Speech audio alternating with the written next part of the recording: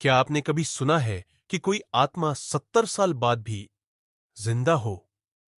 एक बच्चा जिसकी आंखें लाल हो गई थीं, जिसका शरीर नीला पड़ने लगा था और जिसकी आवाज में एक औरत की चीख गूंजने लगी थी। लेकिन वो औरत कोई आम औरत नहीं थी। वो थी एक चुड़ैल जो जिंदा जला दी गई थी। वो भी उस वक्त जब वो गर्भवती थी। अब वो लौटी है बदला लेने उस खानदान से जिसने उसकी जिंदगी और उसका बच्चा छीन लिया था। क्या ओझा उसे रोक पाएगा? क्या मासूम बच्चे की जान बच पाएगी? जानिए, एक ऐसी सच्ची कहानी जिससे पूरा बीरनगर कांप उठा था। यह है चुड़ैल का बदला। शुरू करते हैं।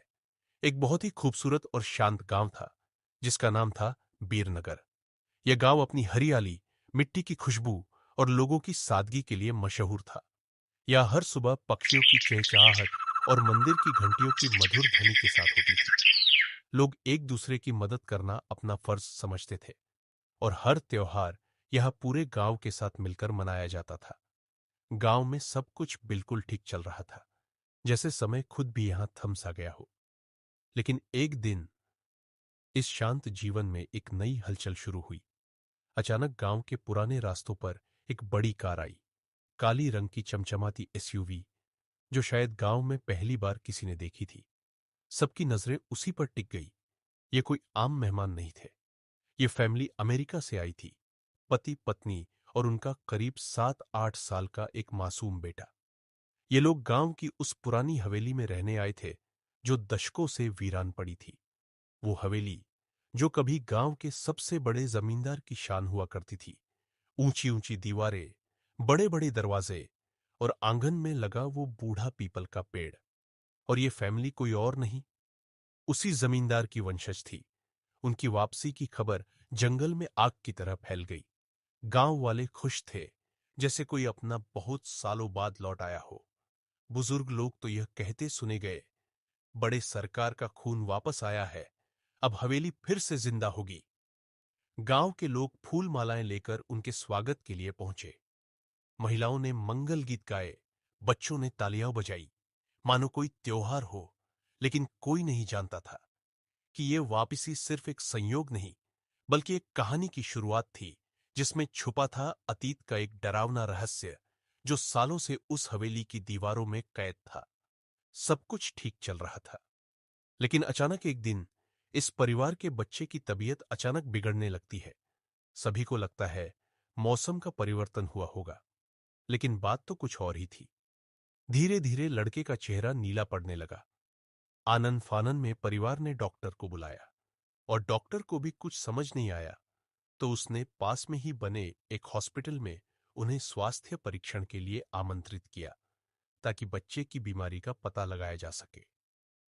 परिवार ने डॉक्टर की सलाह अनुसार हॉस्पिटल जाना जरूरी समझा। सारे परीक्षण होने के बाद भी कुछ नहीं हासिल हुआ। जैसे ही सारा परिवार गांव पहुंचा, तो गांव के कुछ बुजुर्गों ने बच्चे की हालत देखकर उन्हें ओंझा के पास जाने को कहा। आज भी गांवों में पुराने रीति रिवाज के अनुसार झाड़ फूंक करके इलाज करने की प्रथा कायम है। परिवार के सभी सदस्य बच्चे के लिए ओझा के पास जाने को तैयार हो गए। गांव के पास ही पहाड़ी में एक बाबा रहते थे जो कि काली विद्या में भी माहिर थे।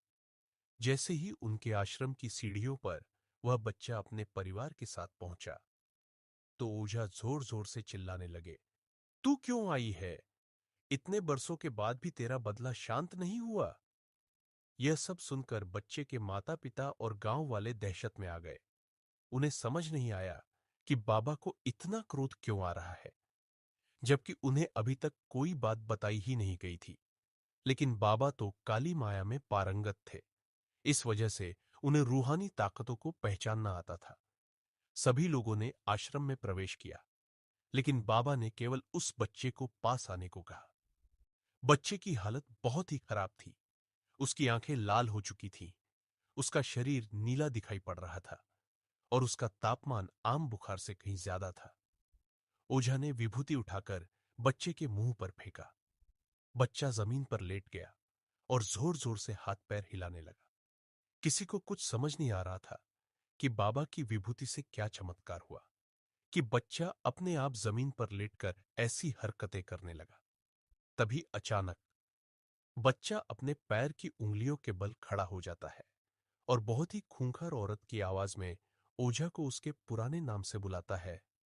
अरे ओ प्रेमनाथ, मैं तुझे नष्ट कर दूंगी।